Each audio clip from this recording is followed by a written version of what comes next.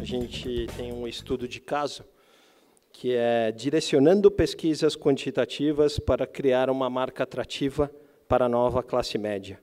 E para falar disso, a gente vai chamar o Marcelo Seni, ou Seni, que é diretor do Instituto Expertise. O Marcelo é um administrador de empresas com pós-graduação em análise de sistemas e marketing. Ele é autor do livro Abrindo uma Empresa, Dicas para o Sucesso, que eu vou ter que comprar.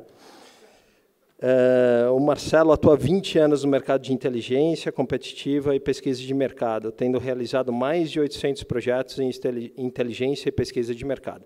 Marcelo, seja bem-vindo. Boa tarde a todos. Nós tivemos aqui já representantes do Recife, né, que, como o 15 falou, teve gente do Sul, teve gente do Rio, e estava faltando um representante do glorioso Galo aqui para fazer a palestra para vocês. Olha, ó, já tem adeptos ali, ó. E não é um, não, porque pela cara dela ela está grávida. Certo, isso aí é 2 atleticanos ali. Pois é, eu sou Marcelo, estou representando aqui a Expertise, é uma empresa de inteligência de mercado. Alguém aqui já ouviu falar ou já conhece a Expertise, só para a gente fazer igual a Barion? Não também? Ah, tem 2 ali. 3, 4, 5, 6. Está vendo? Estamos indo bem. A Expertise é uma empresa que ela tem pouca visibilidade atualmente, porque ela é focada, apesar de ser uma empresa de pesquisa, ela é focada em estudos de mercado, ela não mexe com política. Somente estudo de mercado para grandes marcas. É esse o foco da Expertise. E a gente acredita que, para fazer um bom trabalho de inteligência de mercado e de pesquisa, é necessário que a gente conheça profundamente o negócio do cliente. Se você não conhecer o negócio do cliente, os stakeholders, a cadeia, é muito difícil de, através da pesquisa, você dar insights para que melhore o negócio do cliente. E eu fui convidado aqui para falar um pouco sobre pesquisas, tá, para criar uma marca atrativa para a nova classe média. Aí começa o meu primeiro desafio. Como definir uma classe média? Porque é um segmento muito grande, né? Então, vamos ver aqui alguns exemplos de definições numéricas de classe média. Vamos lá. Muitos empresários ou muitas pessoas, quando olham a classe média, vê aquilo ali. Um monte de gente que está crescendo, aquilo vai virar dinheiro, cifrão. Mas o que é, na realidade, a classe média? É simplesmente um grupo de pessoas que está em ascensão e que vai gerar dinheiro? Quando a gente pega algumas definições, algumas métricas de classe média, seja da FGV, seja do IBGE, seja da BEP ou qualquer outra entidade, a gente vê que a classe média é uma classe ali que está na faixa de renda entre... Poxa, cada uma classifica de um jeito. De 1.610 a 6.941, outra é de 1.024 a 1.500, outra de 2.500 a 6, ou seja... Na verdade, em termos de renda, a gente pode definir que a classe média é que está com a renda no meio das demais. Se antes a gente tinha uma pirâmide social brasileira, hoje nós temos o quibe social brasileiro, que é um formato de quibe, né? Fino numa ponta, engrossa no meio e depois vai ficar fininho. Por quê? Porque a classe E praticamente deixou de existir no país, né? Felizmente, a linha da pobreza vem subindo, só que cresce, a classe D passa para a classe C e a classe A e a classe B crescem também. Então, por renda só, não tem como a gente definir a classe média. Mas a gente estudando um pouquinho a classe C, em cima de alguns dados de pesquisa, a Expertise fez, no ano passado, uma pesquisa no Rio, em São Paulo, Salvador, Belo Horizonte e Porto Alegre, para entender um pouquinho da fotografia da classe média, que é um erro que muitas pessoas cometem, de fotografar um momento, ver aquela realidade e, dali para frente, trabalhar aquilo de uma forma muito distante, muito longínqua, sem saber que há uma evolução natural. Mas, naquele momento, a gente tinha uma participação de homens e mulheres, a média de número de filhos por domicílio, raça, cor, religião, hábitos de lazer, ocupação. A gente tinha uma série de dados. E daí? O que eu faço com isso para rentabilizar meu negócio, ou para fidelizar meu cliente, ou para tornar a marca mais atrativa? Vamos entrar, então, um pouquinho mais em comportamento, tá? E posses. A gente viu que a classe média hoje, aquela classe C, o meio, a barriguinha do quibe, né, 85% já tem celular. Muito bom. A gente vê que 53% tem telefone fixo, a banda larga já está em 41%, o computador já está em mais da metade das casas, mas uma coisa chama atenção que é importante para esse evento, tá? Que somente 8% participa ativamente de algum tipo de programa de fidelidade, ou de lealdade, ou de recompensa. Por quê? Por que a classe média está tão pouco engajada nesses problemas? Nós vimos, nesses programas, nós vimos alguns exemplos aqui dos hotéis Sheraton, tá? Eu estou lembrando do Sheraton, porque é o Sheraton que fica na minha cabeça, que é um lugar que eu adoro de ficar. Nós vimos aí a Múltiplos e a Fidelidade TAM, né, que também são focadas na classe AB, mas quem focou nessa classe C? A classe C não tem muitas opções de fidelização, tá? Então ela não está engajada porque não tem programa, ou não tem programa porque essa classe não engaja? Essa é uma pergunta que a gente tem que estar sempre fazendo. Além disso, temos uma outra fotografia sobre o comportamento de compra, tá? Chama atenção ali que 31% da classe C, nesse estudo que nós fizemos, se consideraram fiéis a alguma marca. Se a gente pegar a leitura contrária, eu tenho que 2 em cada 3 pessoas ou mais não tem nenhum tipo de fidelidade a nenhum tipo de marca, seja de marca de produto, de estabelecimento ou de qualquer outra. Eles simplesmente caçam oportunidades, tá? E o que eles olham principalmente? Preço, valor, qualidade, atendimento, que eles citam, tá? Procuram desconto à vista, parcelamento, menor juros. A gente fez uma fotografia, mas esses são dados que pouco acrescentam para a gente usar no processo de decisão. Então, a gente já viu aqui um pouco da classe C. Ótimo, posso encerrar, porque a gente já sabe o que é a classe C. Porque existe um erro muito grande de rotular a classe C, que é 53% da população brasileira, como sendo um único segmento. Não, estou fazendo esse produto para a classe C. A classe C são mais de 100 milhões de pessoas e a gente acha que todos eles se comportam de forma igual? Não pode ser. A classe C não pode ser um único comportamento que define a classe C. Então, será que esse grupo se comporta e percebe as marcas de forma semelhante? Com certeza não. A classe C não é um único segmento de mercado. Dentro da classe C, a gente tem N segmentos de mercado, tá? N subsegmentos que devem ser tratados de forma separada. Então, para isso, é necessário que, quando eu for trabalhar a classe C, eu tenha uma segmentação desse grande público, tá? Segmentações podem ser feitas de várias maneiras, através de mining dentro da base de vocês, por faixa etária, por sexo, etc. Mas uma das mais difíceis de fazer é a segmentação psicográfica, que nada mais é do que você pegar grupos heterogêneos, tá? Agrupá-los em função do comportamento em grupos homogêneos. Como que isso funciona?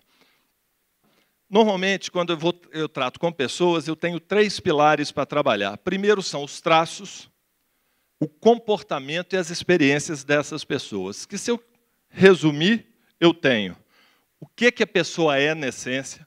As pessoas são alguma coisa na sua essência. 2 pessoas, 2 gêmeos, podem nascer com o mesmo DNA, com o mesmo gene, igualzinha, só que ao longo do tempo, tá? O que elas fazem e o que elas buscam vão mudando.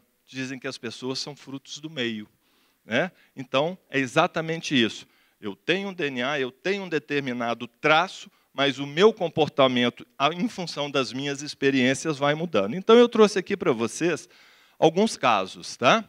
Então, eu posso ter uma segmentação em função da composição familiar. Desculpa seu nome? Carolina. A Carolina está esperando um neném. Olha bem para mim. É menina. É menina, você ainda não fez ultrassom, não? Mas é menina, tá? Então, eu tenho a perspectiva dela diferente de um casal maduro, sem filhos. Oi? Eu tenho a perspectiva diferente. Então, a própria segmentação familiar já me dá indícios de comportamentos e de momentos e de demandas diferentes. Aqui tem só alguns exemplos de composições familiares que a gente tem nas diversas classes. Família moderna madura, solteiro com filho adulto, família tradicional, idoso independente, solteirão maduro, casal moderno maduro sem filhos, ninho vazio, casal maduro sem filhos. Cada um desses está num momento de vida diferente, está procurando alguma coisa diferente e se comporta em relação às marcas, aos produtos e aos serviços de forma diferente. Então, como que eu vou tratar a classe C como ela fosse uma única? Tá? E também a gente pode segmentar esse mercado em função da forma com que eles encaram o mundo, as suas expectativas, as suas experiências e o grupo ao qual esse público está inserido. Tá? Agora, é imprescindível para um bom relacionamento que eu olhe esses grupos não como uma bússola. Aponto uma direção e eu sigo naquela direção como se todos estivessem lá. É necessário que eu trabalhe como se fosse um GPS. Para cada tipo de produto e para cada tipo de momento, eu posso ou devo ter uma estratégia diferente. Então, eu trouxe aqui para vocês um caso que ilustra a diferença que a gente vê hoje, que é um novo paradigma, que não é tratar só quantidade, é tratar quantidade com qualidade. Nós fizemos uma segmentação aqui em São Paulo, tá, sobre o público da classe C2. E nós detectamos 4 principais segmentos. O chefe de família inconformado, como vocês estão vendo aí, está o chefe da família Lataz, lendo um jornal, procurando emprego, a mulher cozinhando com o menino no colo. Tá? Então, é um grupo que pensa de uma certa forma. Eu tenho os machistas indiferentes, estão vendo aí o rapaz entrando com a camisa aberta, a mulher vendo televisão, os meninos brincando, eles estão indiferentes ao que está acontecendo em volta deles. Os extrovertidos, aquelas pessoas que são felizes, mas estão estagnados. Eles estão olhando lá para dentro da fábrica, vendo as pessoas, conseguindo o trabalho, e eles ali. Eles são extrovertidos, são muito alegres, mas eles estão estagnados. E o casal feliz. Vocês estão vendo aí o casal, o marido ajudando a mulher, os meninos sentados, comportados na mesa. Então, na cidade de São Paulo, a gente detectou esses segmentos, e para cada um desses segmentos tinha uma estratégia específica. Então, vamos pegar um desses segmentos, especificamente, que é o chefe de família inconformado. Tá? Então, a gente tem uma caracterização sociodemográfica desse público. Um pouco mais mulheres, um pouco mais presença de jovens adultos que ainda estão procurando o caminho, um número significativo de pessoas sem renda própria, ou seja, um número significativo de donas de casa ou, atualmente, sem emprego, um grupo cujos consumidores têm um menor nível de escolaridade, porque dentro da classe C eu tenho um número significativo de pessoas, inclusive com curso superior. Então, esses são os que têm a mais baixa escolaridade. E é o segmento que possui o maior índice de imigrantes nordestinos, que foi um segmento que a gente só encontrou aqui em São Paulo. Rio, Porto Alegre, Minas, esse percentual é bem menor. Então, uma vez que a gente caracterizou, a gente teve que descobrir como que é o funcionamento da vida dessas pessoas. Então, nós analisamos estrutura familiar, os valores e as crenças desse público, qual o modo, a forma deles de serem, tá? E os desejos e aspirações. Então, em cima desse mapa que foi traçado para cada um desses segmentos, conseguiu definir a porta de entrada, ou seja, como que esse público abre a porta e nos receba, seja em forma de produto, serviço ou marca. Então, para esse segmento, a gente tem uma série de dicas, uma série de insights que foram levantados para como este público, este perfil em São Paulo, na classe C, abriria as portas para receber as nossas mensagens. A gente vai ver que um dos maiores desafios é conseguir conversar com o público da classe C. A partir do momento que a gente descobriu como abrir as portas, a gente tinha que saber o que atrai esse público. Tá? E uma das coisas mais importantes é que esse público quer que o seu dinheiro tenha maior valor. Ele quer fazer o dinheiro valer mais. Então, qualquer tipo de promoção, premiação, bônus, descontos, qualquer coisa que ele perceba uma vantagem, o atrai num primeiro momento. Só que eu tenho que trabalhar com eles de uma forma segura e simples. Eu não posso trabalhar com esse público com algo que desafie o entendimento dele. Mensagem simples, não posso usar termos muito complexos. Tá? Tenho que trabalhar com produtos que mostrem para ele durabilidade, que está muito ligado a fazer o dinheiro valer mais, e o que mais importa para eles, indicação de pessoas próprias. É a melhor referência que esse tipo de público tem. Então, nós vimos aí um exemplo de alguns poucos chats sobre o chefe de família inconformado. Então, a gente teria aqui todos os segmentos para analisar. Mas a gente chegou à conclusão que, independente do segmento de classe C que nós estamos avaliando, para aproximar qualquer tipo de marca ou o mundo corporativo desses consumidores, é necessário que se fale a mesma língua e que o discurso e os produtos estejam alinhados com os seus valores. Então, uma vez que eu determinei o público, determinei o alvo com o meu GPS, eu tenho que saber como eu vou falar com eles, que é um outro grande desafio. Porque se a gente for pegar os dados oficiais, a gente vai ver que a classe C é uma classe que, em média, tem um tempo menor de escolaridade, tá? E tem um menor poder cognitivo. Se eu quiser passar uma mensagem que ele tenha que interpretar para tomar decisão, eu não vou conseguir sucesso. Eu tenho que ter simples e direto com esse público. Tá? E aí aparecem os desafios para comunicar com esse público. Como que eu vou transmitir mensagem sem infantilizar o consumo? Porque uma coisa é ser simples e ser direto, outra coisa é tratá-los como se eles não tivessem cérebro. Tá? E como tratá-los como adultos, senhores de si, apesar das suas limitações. Aí, o que o Félix, né, que é da Google, falou, faz todo sentido aqui. A gente acha que comunicar é falar. Tá? A minha sogra se comunica na moda antiga, ela só fala, ele não dá tempo para a gente ouvir. Então, na verdade, é a comunicação da minha sogra. E é o que muitas empresas fazem, comunicação de sogra. Fala, fala, fala, fala, fala, e acha que, falando demais, as pessoas vão entender. Não. Hoje, o grande desafio, tá, é falar e saber ouvir, saber ter esse feedback, saber se eu estou indo na direção certa ou não. Grandes marcas, e são várias, gastam fortunas com comunicação, na verdade, com propaganda, mas não pretestam essa propaganda.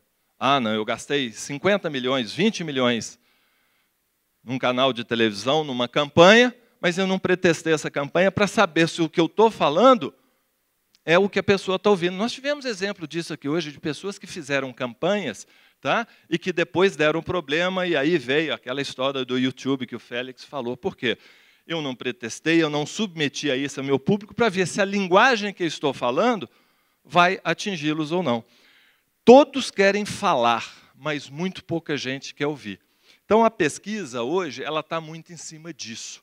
Aquelas pesquisas tradicionais de preencher questionário de papel, ir para a rua, falar com as pessoas, aquilo está cada vez menos usado. Primeiro, você não tem mão de obra para isso. A mão de obra de pesquisa pessoal é péssima. Tá? Segundo, pesquisa por telefone. Quem aqui gosta de ser entrevistado por telefone, levanta a mão, por favor. Nenhum. Então, você imagina a dificuldade de fazer pesquisa por telefone. Quem aqui receberia um entrevistador, chamaria para entrar dentro de casa para responder uma pesquisa? Então, não é fácil ouvir o consumidor. Tá? Então, vou passar para vocês aqui um exemplo de um estudo que a gente fez para a DOTS. Tem algumas pessoas da DOTS aqui, eles me autorizaram a mostrar esses resultados. Tá? Uma das coisas mais importantes do Instituto de Pesquisa é os dados são do cliente, você não deve divulgar. Tá? A DOTS possibilitou essa divulgação aqui. A gente fez o estudo da DOTS antes da DOTS entrar no mercado de Belo Horizonte, e depois fez o estudo da DOTS 1 ano depois e 2 anos depois, para entender toda a linguagem, o que deveria ser falado, catálogo de prêmios, como comunicar, ou seja, toda a estratégia foi ouvida e o cliente participou, informando e passando feedback de como deveria ser feito. Tá? Com um orçamento que eles colocam como limitado, eu não sei o montante de verba que foi usado, mas 2 anos depois, a DOTS já era, na cidade de Belo Horizonte, top of mind. 1 em cada 4 pessoas, tá, tinha um recall espontâneo quando você perguntava quando se fala em programa de fidelidade e recompensa, qual marca vem à sua cabeça? Ela era top of mind e 1/4 citava ela como a primeira, a segunda ou terceira marca. Era um recall estimulado por quase metade da população-alvo, ou seja, 1 em cada 2 pessoas sabiam o que era DOTS. Mobilizou mais de 500 mil pessoas para cadastrar em 2 anos em Belo Horizonte, com uma população de 2.400.000 pessoas, tinham 500 mil pessoas cadastradas e pontuando no DOTS. Mais importante do que isso, 30% dos clientes da DOTS, quando a gente fez as pesquisas, tanto qualitativas quanto quantitativas, tá, mostraram que mudaram de alguma forma o comportamento de compra. Seja mudança de rota, eu comprava aqui, passei a comprar ali, seja mudança no ticket médio, porque já que eu tenho que comprar, vou comprar tudo de uma vez, porque eu vou ganhar mais pontos. Tá? Agora, por que isso aconteceu? Além de ser um programa, ter profissionais por trás e uma série de outras características do produto ou do programa, porque a DOTS, ao longo desse período, ouviu e monitorou constantemente os clientes para saber o que estava dando certo e o que não estava.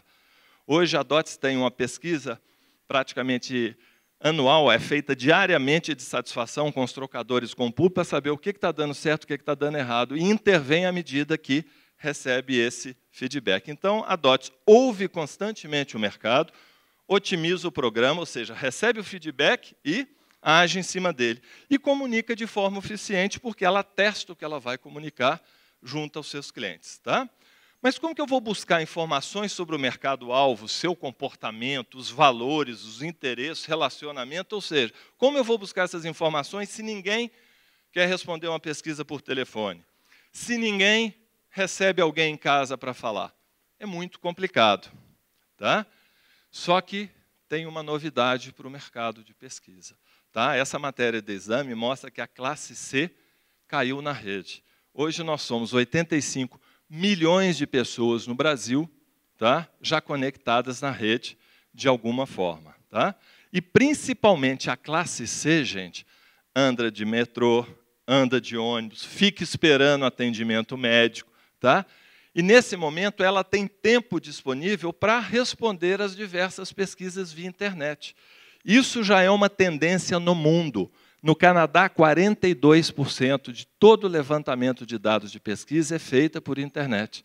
No Brasil, isso aqui é menos de 5%, mas isso vem crescendo. Por quê? Porque esse tempo ocioso, tá?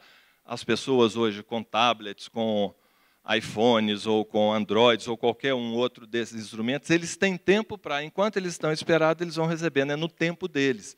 Então, essa vinda das pesquisas por internet, que já é uma realidade fora do Brasil, para o mercado brasileiro, tem facilitado o processo de coleta de dados e diminuído em muito os erros que acontecem com pesquisa.